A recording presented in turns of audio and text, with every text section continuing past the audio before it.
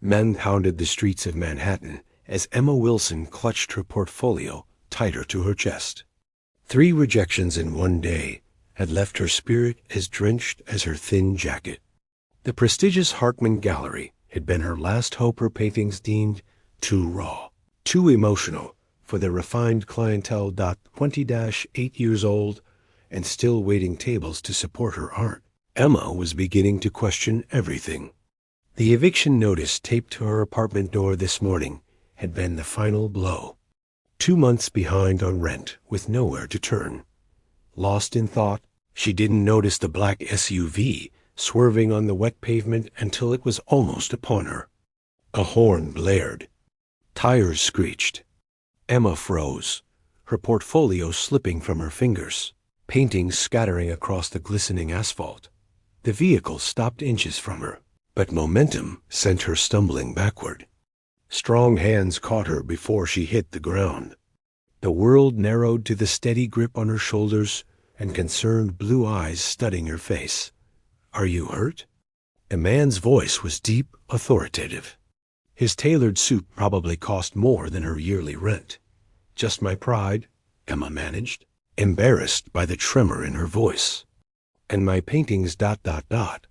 Without hesitation, he knelt beside her in the rain, gathering her artwork with careful hands, despite his expensive clothing. His driver rushed over with an umbrella, but the damage was already done. Water blurred the colors, months of work dissolving before her eyes. "I'm so sorry about your art," he said, examining a partially damaged landscape. "These are extraordinary." Emma couldn't decide what was more, surprising his sincerity or that he'd noticed her talent through the rain. "Damage. Jackson Hayes," he introduced himself, extending his hand. The name registered immediately. Jackson Hayes, tech billionaire and philanthropist, whose face regularly graced business magazines. The man who'd revolutionized cybersecurity before turning 35. "Emma Wilson," she replied, suddenly conscious of her dripping hair and second-hand clothes. A black sedan pulled alongside them, and a man in a suit stepped out. "Sir, we have a situation." "The meeting's been moved up." Jackson frowned. "Take Miss Wilson wherever she needs to go first." "That's not necessary," Emma protested. "Please," he insisted, his eyes lingering on her ruined portfolio. "It's the least I can do." As Emma settled into the luxurious car, Jackson handed her his business card. "Call me tomorrow about your art. I mean it." Before she could respond, he was gone, disappearing into another vehicle. Emma stared at the embossed card in her trembling hands, unaware that her life had just changed forever or that the danger Jackson Hayes was running from would soon become her own. 1 week later, Emma stood breathless in Jackson's penthouse gallery, surrounded by her own paintings. Miraculously restored and professionally framed, they transformed the space with their vibrant energy. Floor-to-ceiling windows showcased the glittering Manhattan skyline, a view she'd only ever seen in movies. "I can't accept this," she whispered, touching a frame reverently. "This must have cost a fortune." Jackson emerged from his home office, trading his usual business attire for dark jeans and a cashmere sweater. "Consider it an investment in extraordinary talent." "This isn't an investment. It's charity," Emma replied, pride stiffening her spine. "No." Jackson moved closer. "It's appreciation for what these paintings made me feel. Genuine emotion is rare in my world." Over the past week, Jackson had systematically dismantled her defenses. He'd paid her overdue rent, claiming it was in advance on commissioned work. He'd replaced her art supplies and arranged a showing at one of Manhattan's most prestigious galleries. But it was the quiet moments that undid her, the way he listened when she spoke about her dreams, how he remembered she took her coffee with cinnamon, the intensity in his eyes when he thought she wasn't looking. "Why are you really doing this?" Emma asked. Jackson was quiet for a long moment. "Do you know what it's like to have everything you could want, except what truly matters?" Before Emma could respond, his phone rang. The name on the screen made his jaw tighten. Viktor Komarov. "Excuse me," Jackson said, stepping away to take the call. Emma couldn't hear the conversation, but the transformation in Jackson was immediate. His shoulders tensed, his expression hardened. When he returned, the vulnerable man from moments before had vanished. "I need to tell you something," he said, pouring 2 glasses of wine with steady hands that belied the tension in his voice. "I didn't meet you by accident that day." Emma's pulse quickened. "What do you mean?" "I've been watching you for weeks. Your studio is across from a building I own." He handed her a glass. "I know how that sounds, but please listen. I'm in trouble. Emma, the kind that doesn't go away with money or influence. I need someone I can trust, someone outside my circle." His blue eyes held hers. "Someone like you? For what?" Emma asked, suspicion creeping through her veins. "I need you to pretend to be my fiancé at an event tomorrow night. There are people who want to hurt me, and they'll use anyone close to me to do it." Emma set down her untouched wine. "Who wants to hurt you?" Jackson's answer was interrupted by the sharp sound of breaking glass. The penthouse plunged into darkness, emergency lights casting eerie shadows across his suddenly alert face. "They're here," he whispered, reaching for her hand. "We need to go. Now." The emergency stairwell echoed with their footsteps as Jackson led Emma down 40 floors, his hand never leaving hers. His security detail communicated through earpieces, voices tense with controlled urgency. "Who are these people?" Emma gasped, lungs burning from the descent. "The Komarov family," Jackson replied grimly. "Russian oligarchs who control half the tech contracts in Eastern Europe. They burst through the garage exit where a nondescript sedan waited, engine running. As they sped through rain-slicked streets, Jackson finally revealed the truth. 5 years ago, I made a deal with them to break into overseas markets. I thought I was smarter, that I could manage it like any business relationship." His laugh was bitter. "They funded my expansion, but I became their pawn for money laundering. When I tried to break free, they threatened everything I care about." Emma processed his words. "So why me? Why drag a stranger into this?" "Because you're the only person they don't know about yet." Jackson's eyes met hers in the rearview mirror. "And because your paintings were the first real thing I'd felt in years." The car pulled into an underground garage beneath an unmarked building in Brooklyn. Jackson led her to a secure elevator that required both retinal and fingerprint scanning. The doors opened to reveal a modest apartment, nothing like his penthouse. "My contingency plan," he explained. "No one knows about this place except my most trusted security." Emma paced the living room. "This is insane. I should call the police. The Komarovs have people inside law enforcement. That's why I need your help tomorrow night." Jackson pulled out a velvet box, revealing a stunning emerald ring. "There's a charity gala. Viktor Komarov will be there. If I appear with a fiancé someone they haven't vetted, it disrupts their intelligence. Buys me time to implement my plan." "What plan?" "I've been gathering evidence against them for years. Tomorrow night, it all goes to the FBI's Organized Crime Division, but only if I can distract Komarov long enough."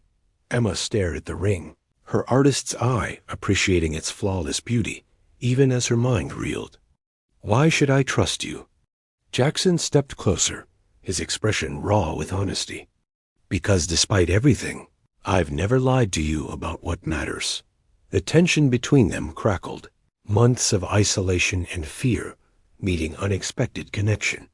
When his phone buzzed with a security alert, Emma made her decision. "One night," she agreed, slipping the ring onto her finger. "Then we're done." Jackson's relief was palpable, but there was something else in his eyes, something that made Emma wonder if either of them believed it would be that simple. Outside, rain continued to fall as a black SUV circled the block, its occupants scanning building entries with practiced efficiency.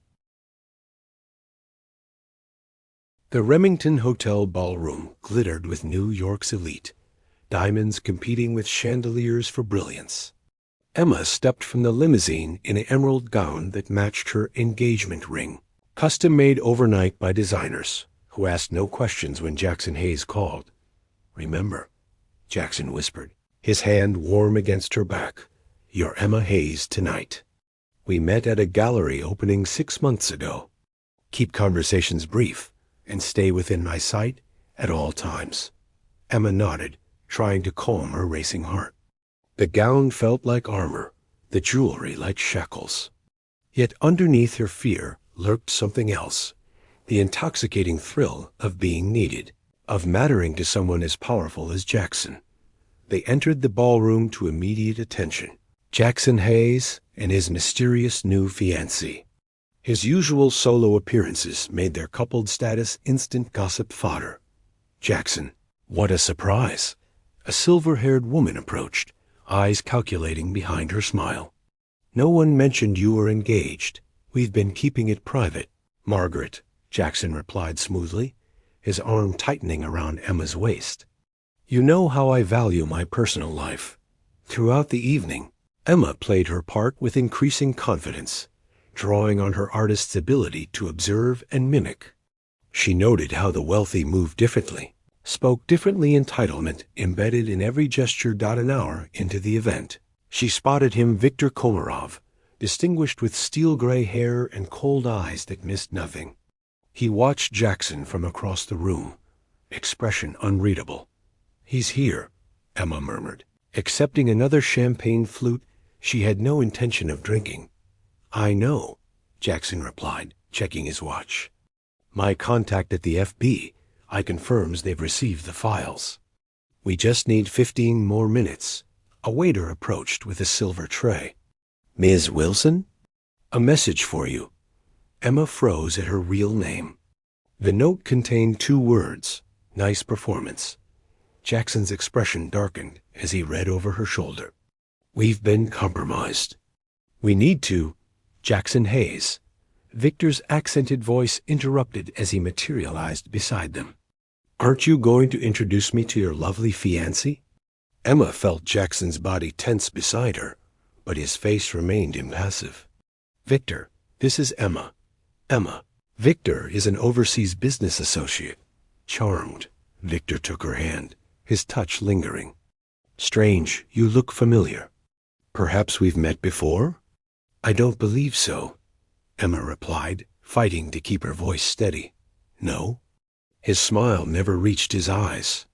"I could have sworn I saw you waiting tables at Cafe Milano just last month." Carefully constructed facade crumbled around them. Emma felt Jackson's hand slip something into her clutch, a small data drive. "Whatever happens," he whispered, "get this to the FBI agent at the bar. The one in the blue tie." Before she could respond, security personnel surrounded them, their movements synchronized and threatening despite their formal attire. "I believe we should continue this conversation somewhere more private," Victor suggested, his tone making it clear this was not a request. The service corridor stretched before them, harsh fluorescent lights replacing the ballroom's golden glow. 2 of Komarov's men led the way while another stayed close behind, his bulging jacket betraying a concealed weapon. "You disappoint me, Jackson," Victor said, walking beside them with casual menace. "I expected better than this amateur theatrics with a waitress." Emma flinched at the contempt in his voice, but Jackson's expression remained calm. Too calm. She recognized the look from their week together. He was calculating, planning. "The FBI already has everything, Victor," Jackson stated. "The offshore accounts, the money trails, the blackmail. It's over."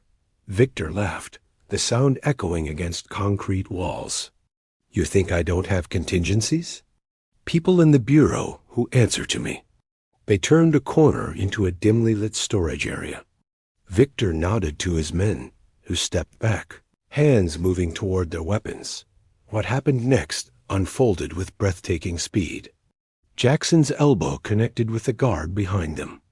Emma felt herself being pushed against the wall as Jackson extracted something from his tuxedo sleeve, a small metal object that expanded into what looked like a tactical baton. "Run!" he shouted to Emma, engaging the remaining guards with practiced efficiency that spoke of training far beyond business school. Emma hesitated for a critical second before remembering the data drive in her clutch.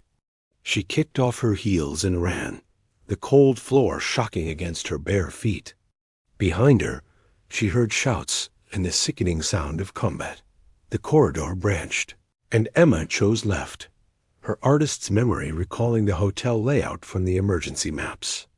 If she could reach the kitchen, there would be staff, witnesses, safety in numbers.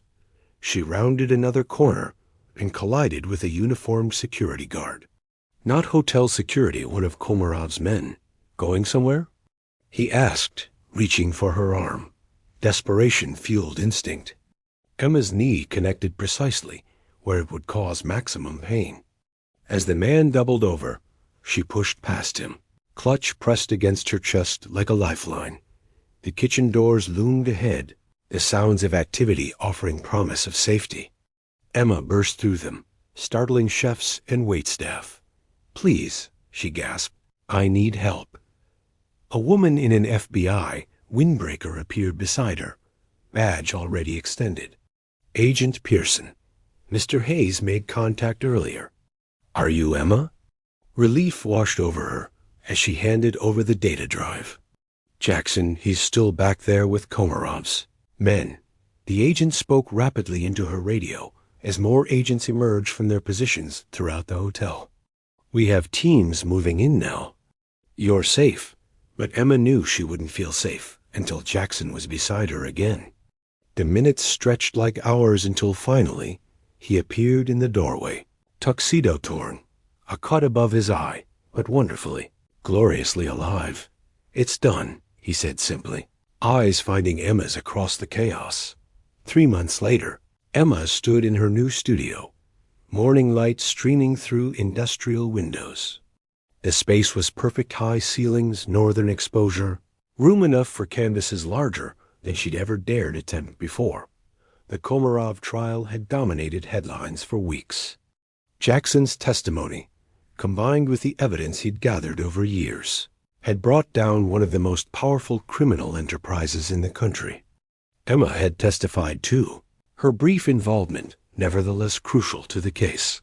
Protective custody had kept them apart during the initial investigation, their only contact through lawyers and federal agents. When they finally reunited at the courthouse, Emma had been struck by how different Jackson looked, lighter somehow, as if shedding the Komarovs had removed a physical weight. Emma dipped her brush into cobalt blue, adding depth to the cityscape taking shape on her canvas. The painting was part of a series commissioned by the Whitney Museum, her first major exhibition. Critics were already calling her work a raw, emotional tour de force. She heard the studio door open, but didn't turn, recognizing Jackson's footsteps. "You're early," she said, adding another stroke of blue. "Couldn't wait," he replied, setting down coffee in her favorite mug black with cinnamon, just as she liked it. Jackson studied the painting, careful not to stand in her light.